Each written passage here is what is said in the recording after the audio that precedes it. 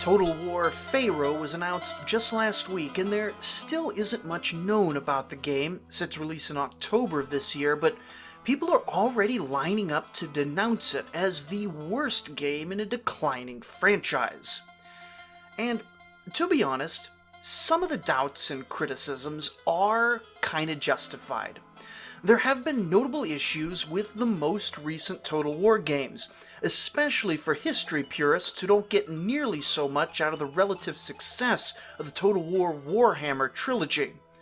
But having exhaustively read all the announcement material and carefully studied all the images I could get my hands on, I think that at least on some of these issues, Creative Assembly is listening, and at least trying to improve. Now we can break all the complaints up into three broad categories: concerns about historicism, about gameplay, and about business practices.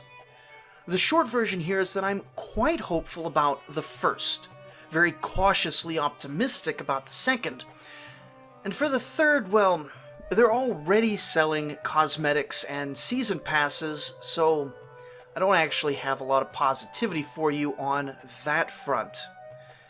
Starting with what is, for a history podcaster like myself, the most important, my biggest concern with the most recent set of games on the historical side of Total War is that they often haven't been very historical.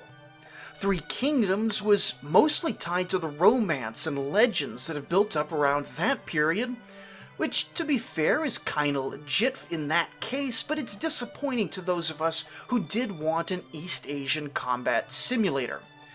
Thrones of Britannia was kinda historical, but it was also kinda dull.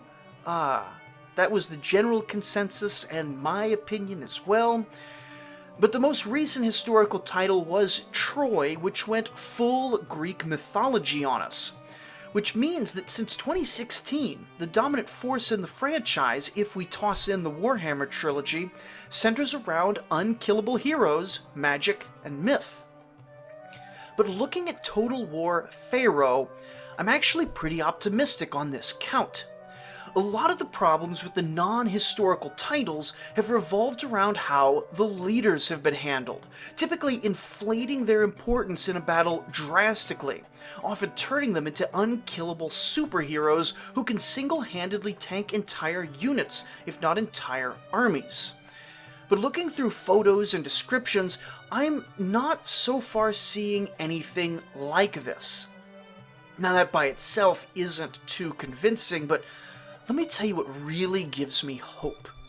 The 8 faction leaders that they've announced are Ramesses, Seti, Tauseret, Amenmesse, Bay, Ursu, Karunta, and Shipilaliuma.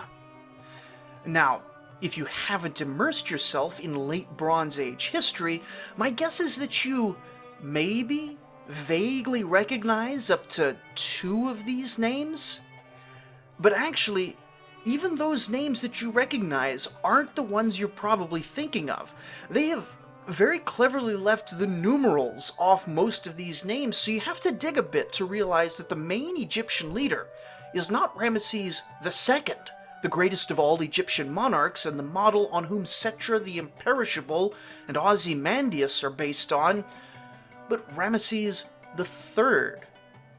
Now, Ramesses III, he's kind of cool himself. He fights some good battles, he has some good drama, but if there were ever any great legends of him as a mighty hero of any flavor, those have long since been forgotten. Similarly, that Seti is Seti II, not Seti I, and we're looking at Shipilaliuma II, not Shipilaliuma I, each of which is far less famous than their predecessors at the height of the late Bronze Age, and less accomplished at that. Plus, and we'll be getting into all this story in a future video, most of these Egyptian and Canaanite guys die within about a decade of each other. Indeed, there has to be a certain amount of them dying off for the game's poster boy Ramses to actually become Pharaoh. Then Ramses' death a few decades later is itself a bit of drama. Unlike Three Kingdoms or Warhammer, letting these guys die off early doesn't impede some greater story, and indeed more accurately tells the story of the era, where civil conflict saw a good-sized pile of bodies build up at the feet of every throne. Because of all this, I think it would actually be really weird and unusual if Creative Assembly decided to make these guys into unkillable heroes. They just don't sweep aside dozens with every swing of the khopesh, and our sources are vastly less heroic in character than what we have for Troy, Three Kingdoms, or Warhammer. Now, family tree dynamics and internal politics showing up in the game are harder to predict. It would certainly make sense to have both featured prominently in-game. It is, after all, a game about the transition into a new Egyptian dynasty, but at the same time, these have been missing or weak in Total War games for quite some time, and since everyone who really matters for the two big civil wars is already born by the time the game starts, putting those in may seem to the corporate guys over at CA like too much work. Of course, if we've got leaders regularly dying in battle, some kind of lineage system to replace them while still respecting the dynastic concerns of the era would seem to be pretty important, so I really do expect that they are gonna put something here. They have had some practice with internal politics, at least to a certain extent, in a number of their recent games, and a family tree is conceptually fairly simple. Really though, if they have mortal leaders, like just regular guys, quite a lot of the historical side of things really falls into place naturally compared to the more mythic Total War games. And since I rather think that they are pushing in that direction anyway, especially if they're building this campaign randomizer to make the individual leaders even less important, then I'm more optimistic about an historically accurate representation of the late Bronze Age than I've been about any recent Total War game, since they largely don't have a mythic body of stuff to draw on without pulling into other time periods. Plus, that campaign randomizer is said to put different leaders in different spots on the map. Now, we don't have the full details about how it's going to work, but as we're going to discuss in the upcoming lore videos, we honestly don't know, historically speaking, where some of these characters actually started, especially leaders like Ursu, Tauseret, or Ramesses, which makes even less space for personal heroism and more space for filling in the gaps in historically plausible ways. The fact is, this is a period of history with a ton of blanks, and though we know who ultimately wins, so much has been lost about the course of these wars and the diplomacy that a large number of Total War gameplay throughs are possible, which represent historically possible events. Now, of course, being games, there is the possibility of the player doing something absurd, but even something like a Hittite empire covering the entire map, it's less absurd than it might be in another game, because historically, just as soon as the Bronze Age collapse was overcome, we had empires arising which then in sequence regularly painted the entire kind of limited map that's looking like it's going to get covered in Total War Pharaoh. Just the area from Anatolia to the lower Nile. That's not a lot of space, relatively speaking. But if I'm optimistic about the historical side of things, which I definitely am, I'm less certain about the gameplay side. Now, there are a variety of complaints when you get here, and not all of them have solid answers yet. Some worry about a lack of faction diversity, which that's really a matter of taste ultimately. A properly historical game, let's be honest, it's gonna have a necessarily limited roster, especially for those of us used to Warhammer at this point. 80% of every army, it's gonna be guys with sticks, shirts optional, and though during this period we don't really have more than about 5 or 6 distinct troop types in total for most armies. Now the Hittites are a notable exception here, we'll discuss that in a later video, but even there, they don't have as much in their arsenal as the Demons of Chaos or the Wood Elves or even most of these Three Kingdoms factions. And then people are also worried about poor siege maps, which may well happen, but CA has made some good steps forward since the dark days of sieging the exact same wall back in Warhammer 2. Who really knows on this front? We've got a couple images, but not enough to really make a determination. You just gotta hope here. Similarly, the people are already complaining that the AI is going to be unintelligent, which, given the complexity of this game and the track record of previous Total Wars, it's probably pretty inevitable. It's probably going to be smart enough to beat me, but that's not a very high bar. I am not a professional MLG 360 no-scope Total War gamer. People are also expecting and complaining about a lack of naval battles, which there really should be in a time period dominated by the Sea Peoples, and in a country dominated by the Nile River, which is navigable for most of its length. But also, we have been missing naval battles for quite some time now, and honestly it would be a big enough deal that if they were included, I would kind of expect them to have been trumpeted right at the announcement. Big old picture of a naval battle. We're bringing back naval battles. Seeing no such announcement, it is disappointingly safe to assume that we might not get any this go around either, which would be a real shame, but that might be how it is.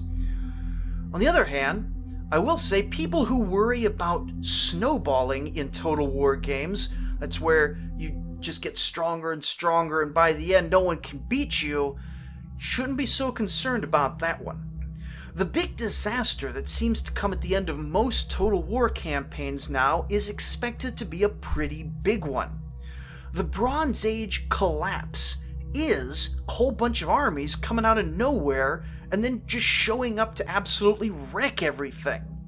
It's also climate stuff, but who knows if they're going to simulate climate stuff. They're going to have climate stuff in the battles, but on the campaign map, are we going to have a bunch of random famines? I have no idea. But these armies, it's not just the Sea Peoples, but these are the most famous of them, and they collectively managed to completely overrun Canaan. They wipe the Hittites off the map, they severely strain Egypt, and there's knock-on effects in the nearby Mesopotamian states of Assyria and Babylon, who we're hoping are going to be in that rumored campaign and faction pack that the pre-order is trumpeting. Now, if these guys aren't severe enough to make most players cry and many players just to lose outright, then they're going to be ahistorically easy. You're going to need every bit of snowballing you can manage to survive the endgame crisis here, which should be a good thing, though of course I might change my mind when my own armies have to face them. Now finally, people are complaining about a lack of banners, which is a bit odd because there were battle standards in the announcement trailer, but they do seem to be missing from some of the in-game screenshots that have been released. Now either way, this is the sort of thing that can usually be fixed with mods, though that brings me straight into business issues. CA has been into the DLC game for a while now, and judging by the pre-order, show no signs of slowing down here. DLC can, at its best, infuse ongoing life into a game over time, and it can pay for ongoing development. At its worst, though, it's worse than useless, and sometimes it's even outright predatory. Now, Total War DLC has been mixed in the past, and as much as I can hope for a really expansive vision of that promised campaign pack and the 3 promised faction packs, I can also completely see these being disappointing.